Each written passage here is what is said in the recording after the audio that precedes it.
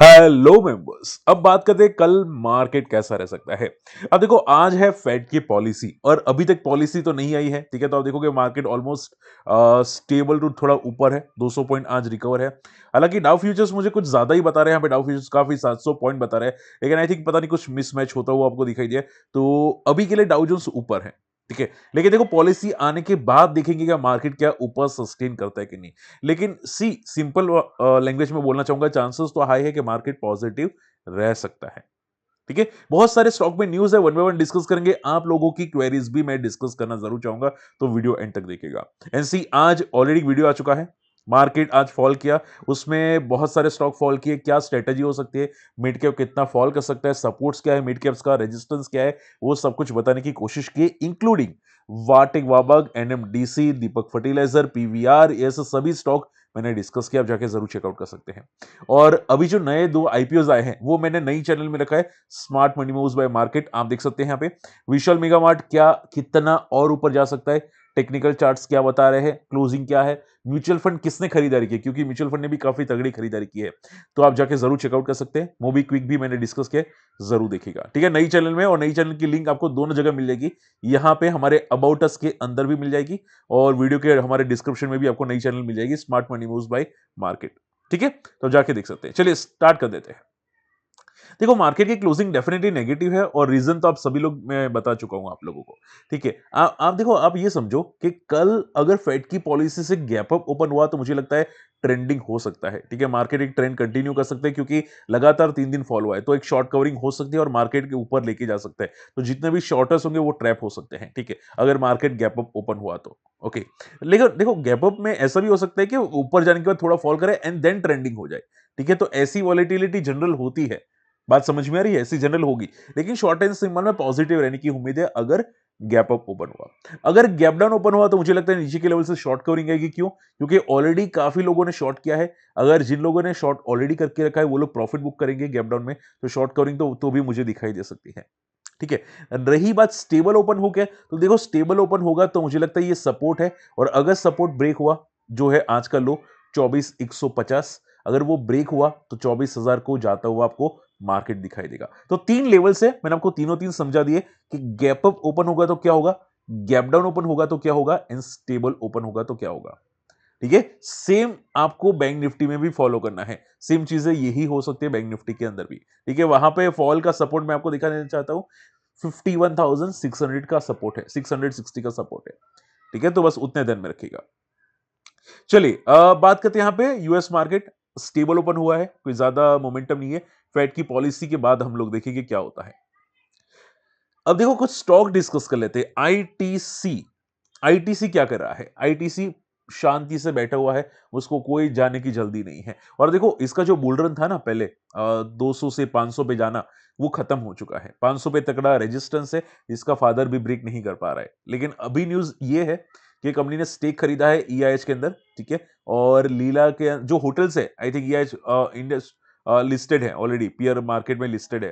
तो उसके अंदर स्टेक खरीदा है, और दूसरी भी कंपनी है उसके अंदर भी स्टेक खरीदा है, जो आई थिंक पॉजिटिव है, ठीक है। कंपटीशन है, वहां पे खरीद रहा है, तो इट्स पॉजिटिव फॉर मी। तो मुझे लगता है थोड़ा बहुत पुल बैक कर सकता है आईटीसी का होटल, लेकिन लेकिन मुझे कोई ब्रेकआउट नहीं दिखाई दे रहा। तो अगर पूछे सर क्या ब्रेकआउट होगा 6 महीने में, साल भर में, तो टेक्निकल चार्ट बिल्कुल भी इतने पॉजिटिव नहीं है।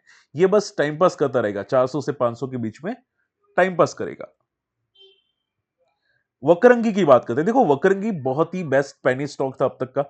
अगर आप देखोगे, कंपनी एक एग्रीमेंट साइन करी है यहाँ पे केनरा बैंक के साथ, ठीक है। बिजनेस करना चाहती है, बैंकिंग सर्विस ऑफर करना चाहती है, इट्स पॉजिटिव, ठीक है। वक्रंगी बहुत तगड़ा डेवलप करने की कोशिश करे, ठीक है। तो आई थिंक सो ये मोमेंटम कर सकते हैं। सी, ये स्टॉक अपने बॉटम के आसपास ही है, इसका बॉटम करीब करीब 20 के आसपास इसका बॉटम है, ठीक है। तो आप ये समझो, देखो, क्या सर इसकी वजह से बड़ा मूव आएगा, क्या शॉर्ट टर्म में बहुत तगड़ी मूव करेगा? आई डोंट थिंक सो, ठीक है।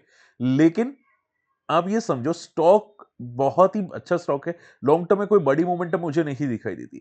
लेकिन अगर इसके रिजल्ट तगड़े चेंज हो गए, टर्न अराउंड हो गए, जो मे भी हो सकते हैं आने वाले 2-4 साल में, तो शायद ये बड़ा मूव करे। लेकिन अभी के लिए कोई मुझे चांस नहीं दिखाई देता। ये एक रेंज बाउंड स्टॉक है अभी के लिए, ठीक है। तो ज्यादा इसको फोकस करने की आई डोंट थिंक कोई रिक्वायरमेंट है। बाकी तो आप अपने फाइनेंशियल से पूछ सकते हैं, ठीक है। ओके, एक फोकस आपको देखो डेफिनेटली करना है कि चाइना के साथ रिलेशंस अच्छे हो सकते हैं।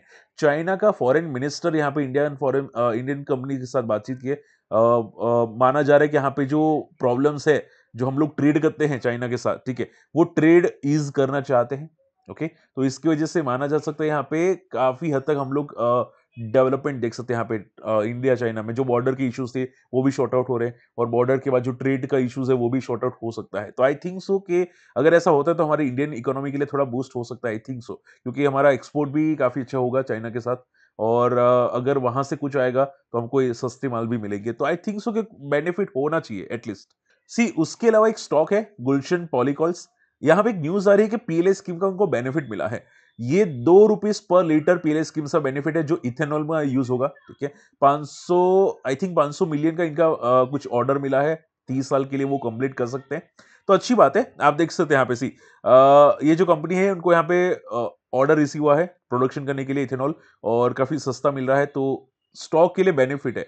मैंने स्टॉक के फंडामेंटल चेक किए। ये जो स्टॉक थे ना यहाँ पे, कहाँ पे गया, जस्ट अ सेकेंड, सी ये वाला स्टॉक, ठीक है? मैंने इसके फंडामेंटल चेक किए हैं। आप यहाँ पे देख सकते हैं 49 का पी का स्टॉक है। अभी काफी नीचे ट्रेड करता हुआ दिखाई दिया है। एंड कंपनी के फाइनेंशियल्स इतने भी अच्छे नहीं है, बहुत बहुत स्टेबल फाइनेंशियल्स है। लेकिन जो ऑर्डर मिला है कंपनी को, आई थिंक सो बहुत बड़ा ऑर्डर है, बहुत बड़ा ऑर्डर है। तो मुझे लगता है कि कंपनी शायद एक अपर सर्किट भी लगा सकती है। कहना मुश्किल है, लेकिन आई थिंक सो कि अपर सर्किट लगा सकती है, एक प्रॉफिट अच्छा जनरेट कर सकती है। क्या ये स्टॉक को लॉन्ग टर्म के लिए देखा जा सकता है? For me it's no, totally no. क्योंकि देखो, कंपनी का फंडामेंटल अभी भी हिला हुआ है। अगर अगर ये न्यूज़ फॉल्स भी हुई तो भी शायद हम लोग इश्यूज क्रिएट हो सकते हैं। देखो, कभी-कभी क्या करते हैं, स्टॉक को भगाने के लिए कंपनी भी कुछ फेक न्यूज़ करती है। तो हम लोग को प्रॉपर आइडिया नहीं कि अच्छी न्यूज़ है कि गलत फेक न्यूज़ है, ठीक है? लेकिन अगर सही न्यूज़ भी हुई तो मुझे लगता है कि 3 साल कंपनी के लिए शायद बड़े हो। एंड आप सिर्फ इतना देखिए कि अगर स्टॉक में एंट्री करनी है तो बड़े प्लेयर्स का मोमेंटम आ रहा है कि नहीं आ रहा, वो देखिए, ठीक है?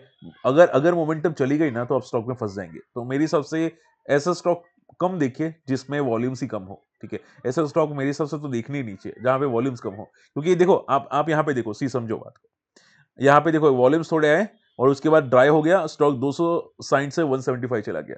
तो मान लो यहाँ पे कोई वॉल्यूम्स आए, स्टॉक आए, कोई वापस बड़े प्लेयर ने प्रॉफिट बुक किया तो वापस नीचे आ जाएगा, ठीक है? तो ऐसा स्टॉक मुझे नहीं लगता कि आपको देखने भी चाहिए, ठीक है? मैंने इसकी वजह से यहाँ पे लिया कि अगर न्यूज आ रही है, कोई घुस जाता है स्टॉक के अंदर तो थोड़ा कॉशियस रहे, ठीक है? इसमें सिर्फ ट्रेडिंग करना बेटर हो सकता है, ना ही लॉन्ग टर्म इन्वेस्टिंग या कुछ भी करना। Okay, last note the least, आज सेबी की मीटिंग थी, ठीक है? एसएमई आईपीओ के बारे में यहाँ पे अपडेट आना चाहिए था, लेकिन मैंने काफी क्रॉस चेक किया और मुझे कोई भी अपडेट नहीं मिला। अलग अलग न्यूज सोर्सेज से चेक किया, एसएमई का कोई अपडेट नहीं मिला। आई थिंक सो कल शायद मॉर्निंग में अपडेट पता चल जाएगा। अगर आपको अपडेट मिलता है मुझे जरूर कमेंट में मेंशन कर सकते हैं, ठीक है? और मुझे कुछ मिला तो मैं आपको अपडेट कर दूंगा या वीडियो के माध्यम से। और वैसे भी हम लोग कल वापस लाइव आ रहे हैं 2 बजे के बाद, तो वो भी हम लोग देख लेंगे, ठीक है? तो टेंशन लेने की जरूरत नहीं है, जो भी अपडेट होगा अपडेट कर लेंगे हम लोग आपको, ठीक है? चलिए, फटाफट आप लोगों की मैं क्वेरीज लेना चाहूंगा। सी रमेश जोशी सर की क्वेरी है, सर दो टू व्हीलर थ्री व्हीलर का शेयर है, कैसा है ये स्टॉक? और स्टॉक मैंने यहाँ पे ओपन करके रखा था, वरिजार्ड इनोवेशन एंड मोबिलिटी का स्टॉक, ठीक है? मैं देखो सिंपल चीज बोलूंगा, स्टॉक थोड़ा सा मुझे मैनिपुलेटिव लग रहा है। इसके फंडामेंटल टोटली हिले हुए हैं। और अगर आप देखोगे ध्यान से तो प्रमोटर अपना स्टेक कंटिन्यूअसली कम कर रहा है। आप यहाँ पे देखोगे 71 से 70, 68, 67, 58 एंड 54। तो तो मुझे थोड़े से नेगेटिव इसके फाइनेंशियल्स लग रहे हैं। अगर आप देखोगे यहाँ पे कंटिन्यूअसली यहाँ पे ऑपरेटिंग एक्टिविटीज से लॉस ही बता रहे हैं। एंड रिजर्व्स अगर आप देखोगे तो बहुत कम है as compare to borrowings. Borrowings काफी तगड़ी बढ़ती हुई दिखाई दी है, टोटली नेगेटिव है। और अभी लास्ट क्वार्टर में तो कंपनी ने लॉस भी किया था। तो आई थिंक मुझे इसके फंडामेंटल थोड़े हिले हुए लगते हैं, ठीक है? तो थोड़ा कॉशियस रहेगा।